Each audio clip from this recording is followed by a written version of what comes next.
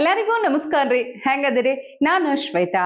ಜಗತ್ನ್ಯಾಗ ನಡೆದಿರೋ ಸುದ್ದಿನ ನಮ್ಮ ಉತ್ತರ ಕರ್ನಾಟಕ ಭಾಷೆದಾಗ ಹೇಳಲಿಕ್ ಬಂದಿನಿ.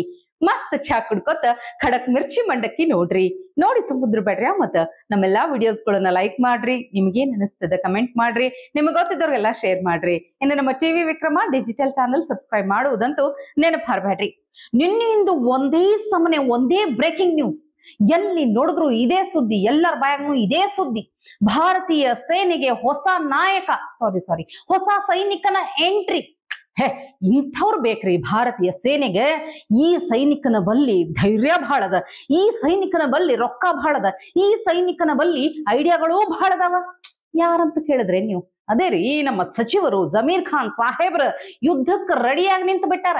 ಪಾಕಿಸ್ತಾನದ ವಿರುದ್ಧ ಯುದ್ಧ ಮಾಡೋ ಅಗತ್ಯ ಇಲ್ಲ ಅಂತ ಸಿಎಂ ಸಿದ್ದರಾಮಯ್ಯನವ್ರು ಹೇಳಿದ್ರು ಸಹಿತ ಇವ್ರದ್ದು ರೂಟ್ ಬ್ಯಾರೇನೆ ಅದ.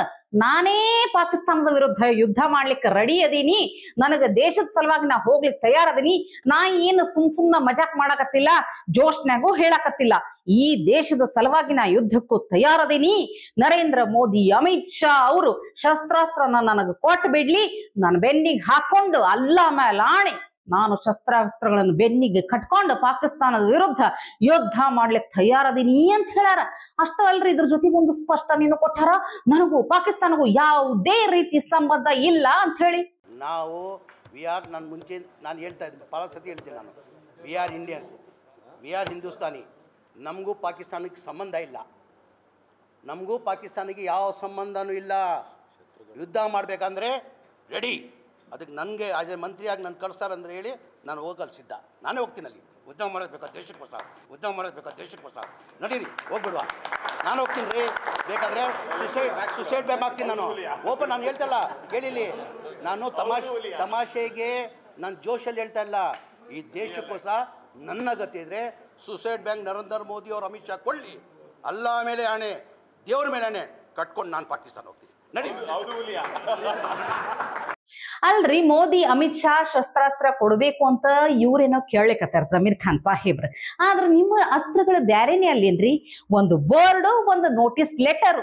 ಇಲ್ಲಿ ಹೆಂಗ ಮಾಡಿದ್ರಲ್ಲ ಈ ವಕ್ಫ್ ಮಂಡಳಿ ಹೆಸರಿನಾಗ, ಹಂಗೆ ಈ ಪಾಕಿಸ್ತಾನದ ಸೈನಿಕರದು ಒಬ್ಬೊಬ್ಬರದ ಹೆಸರು, ಅಡ್ರೆಸ್, ಡೀಟೇಲ್ಸ್ ಎಲ್ಲ ತೆಗೆದು ಅವ್ರಿಗೊಂದು ನೋಟಿಸ್ ಕಳಿಸಿ ಪಟ್ ಅಂತ ಹೇಳಿ ಪಾಕಿಸ್ತಾನದ ಬಾರ್ಡರ್ಗೆ ಹೋಗಿ ಇದು ವಕ್ಫ್ ಆಸ್ತಿ ಅಂತ ಒಂದು ಬೋರ್ಡ್ ಹಾಕ್ಬಿಟ್ರೆ ಮುಗಿತ ಅನ್ಕೊಂಡ್ರ ಏನ್? ಮತ್ತ ಅಕಸ್ಮಾತ್ ಅವ್ರ ಬಲ್ಲಿ ನೋಡ್ರಿ ಆ ಪ್ಲಾನ್ ಫೇಲ್ ಆದ್ರ ಪ್ಲಾನ್ ಬಿನೂ ರೆಡಿ ಅದ ಜಮೀರ್ ಖಾನ್ ಅವ್ರ ಬಲ್ಲಿ. ಅವ್ರ ಐಡಿಯಾ ಹಿಂಗೇನಾರು ಇರಬಹುದಾ ನೋಡ್ರಿ ಒಂದ್ಸಲ.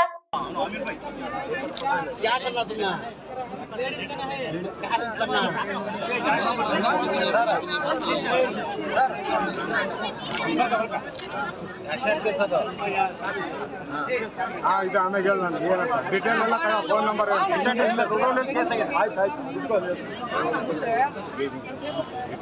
ಗೊತ್ತಾಯ್ತಾ ನಿಮಗ ಅವ್ರ ಪ್ಲಾನ್ ಬಿ ಏನಂತ ಹೇಳಿ? ಹೆಂಗ ರಾಹುಲ್ ಗಾಂಧಿ ಟಕ ಟಕ ಅಂತ ಹೇಳಿ ರೊಕ್ಕ ಅಕೌಂಟಿಗೆ ಬರ್ತ ಅಂತ ಹೇಳಿದ್ರಲ್ಲ, ಹಂಗೆ ಜಮೀರ್ ಖಾನ್ ಸಾಹೇಬ್ರು ಚಕ ಚಕ್ ಅಂತ ಹೇಳಿ ರೊಕ್ಕ ಎಣಿಸಿ ಕೊಟ್ಟೆ ಬಿಡುದಾ? ನೋಡ್ರಿ, ಆಕ್ಚುಲಿ ಪಾಪ ಹೆಣ್ಮಗಳು, ಮುಸ್ಲಿಂ ಹೆಣ್ಮಗಳಿಗೆ ರೊಕ್ಕ ಬೇಕಾಗಿರ್ಲಿಲ್ಲ ಅನಿಸ್ತೈತಿ. ತಾನ್ ಕಷ್ಟ ಏನೋ ಹೇಳ್ಕೊಂಡಿದ್ರು, ಏನೋ ಪೇಪರ್ ಇಟ್ಕೊಂಡ್ ಬಂದಿದ್ರು, ಅದಕ್ ಪರಿಹಾರ ಕೇಳಲಿಕ್ಕತ್ತಿದ್ರು. ಇವ್ರದ್ ಹೆಂಗೈತಿ ಗೊತ್ತಾ? ರೊಕ್ಕ ಕೊಟ್ರಿ ಎಲ್ಲದಕ್ಕೂ ಅದೇ ಸೊಲ್ಯೂಷನ್, ಅದೇ ಪರಿಹಾರ ಅಂತ ತಿಳ್ಕೊಂಡು ಬಿಟ್ಟಾರ.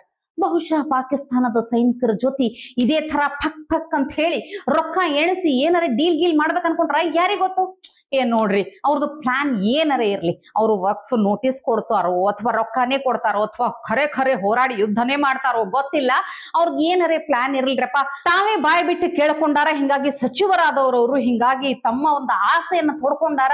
ಅವ್ರು ಈ ಆಸೆಯನ್ನ ಬಹಳ ಸೀರಿಯಸ್ ಆಗಿ ಮೋದಿ ಮತ್ತು ಅಮಿತ್ ಶಾ ಅವರು ಪರಿಗಣಿಸ್ಬೇಕು, ಅವ್ರಿಗೆ ಯುದ್ಧ ಕಳಿಸ್ಬೇಕು ಅಂತ ಹೇಳಿ ಎಲ್ಲ ನಮ್ಮ ರಾಜ್ಯದಾಗ ಹೋರಾಟ ಮಾಡ್ಲಿಕ್ಕತ್ತಾರಂತ.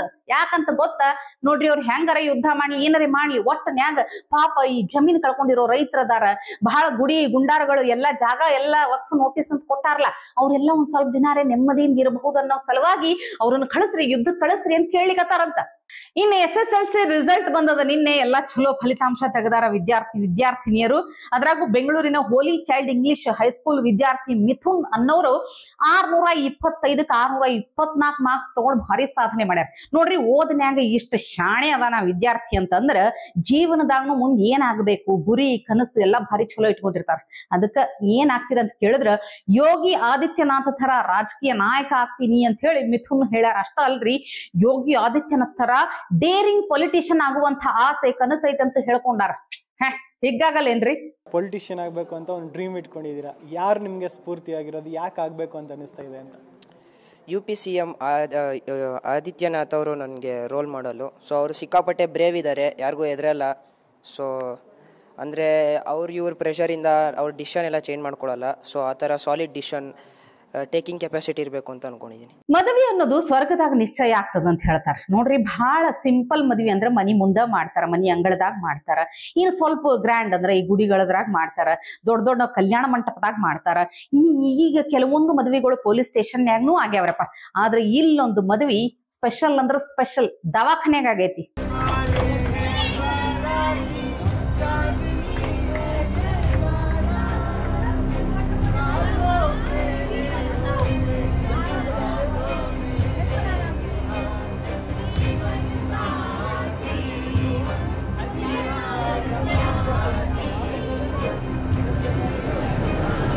ಮಧ್ಯಪ್ರದೇಶದ ರಾಜ್ಗಢ ಜಿಲ್ಲೆ ಸರ್ಕಾರಿ ದವಾಖಾನ್ಯಾಗ ಈ ಅಪರೂಪದ ಲಗ್ನ ಆಗಿರೋದು ನೋಡ್ರಿ. ಆದಿತ್ಯ ಸಿಂಗ್, ನಂದಿನಿ ಸೋಲಂಕಿ ಇವರಿಬ್ಬರದು ಜೋಡಿ ಅಕ್ಷಯ ತೃತೀಯ ದಿನ ಲಗ್ನ ಆಗಬೇಕಾಗಿತ್ತು. ಎಲ್ಲಾ ತಯಾರಿನೂ ಮಾಡ್ಕೊಂಡಿದ್ರು. ಆದ್ರ ಪಾಪ ಇನ್ನೇನ್ ಲಗ್ನ ದಿನ ಹತ್ರ ಬರ್ತಿದ್ದಂಗ ಪಾಪ ಹುಡುಗಿ ಮದುಮಗಳು ನಂದಿನಿಗೆ ಆರೋಗ್ಯ ಕೆಟ್ಟ ಬಿಡ್ತಂತ, ಅಸ್ವಸ್ಥರಾಗ್ಬಿಟ್ರಂತ.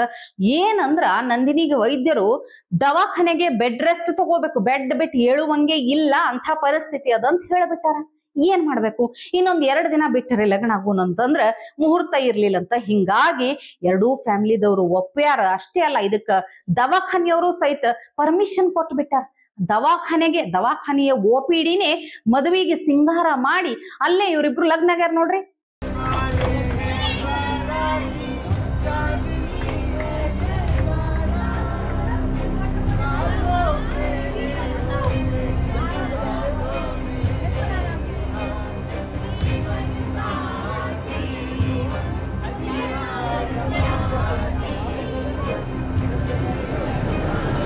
ಈ ವಿಶೇಷ ಲಗ್ನ ನೋಡಿ ಅಣ್ಣವ್ರದೊಂದು ಹಳಿ ಹಾಡು ನೆನಪಾಗ್ಲಿಕ್ಕತ್ತದ.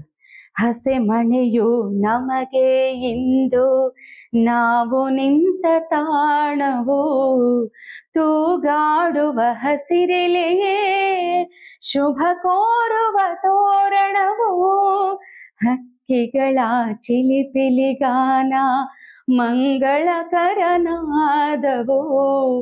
ಈ ನದಿಯ ಕಲರವವೇ ಮಂತ್ರಗಳ ಘೋಷವೋ, ಸಪ್ತಪದಿ ನಡೆಯಾಯ್ತೋ, ಸಂಜೆ ರಂಗು ಆರತಿಯಾಯ್ತೋ, ಇಂದೀಗ ಎರಡೋ ಜೀವ ಬೆರೆತು ಸ್ವರ್ಗವಾಯ್ತೋ. ಇವತ್ತಿಗೆ ಸುದ್ದಿ ಸಾಕಲ್ರಿ. ನಾಳೆ ಆಯ್ತಾರ ಸೂಟಿ, ಸೋಮವಾರ ಭೇಟಿಯಾಗೋಣ. ನಮಸ್ಕಾರ ರೀ. ಟಿವಿ ವಿಕ್ರಮ, ದೇಶ ನಿಮ್ಮ ಕೈಯಲ್ಲಿ. ಈ ಕಾರ್ಯಕ್ರಮ ನಿಮಗೆ ಇಷ್ಟ ಆಗಿದ್ದಲ್ಲಿ ಲೈಕ್, ಶೇರ್ ಹಾಗೂ ಕಮೆಂಟ್ ಮಾಡಿ. ಟಿವಿ ವಿಕ್ರಮದ ಕಾರ್ಯಕ್ರಮಗಳನ್ನು ನಿರಂತರವಾಗಿ ವೀಕ್ಷಿಸಲು ಸಬ್ಸ್ಕ್ರೈಬ್ ಮಾಡಿ, ಬೆಲ್ ಐಕನ್ ಒತ್ತಿ.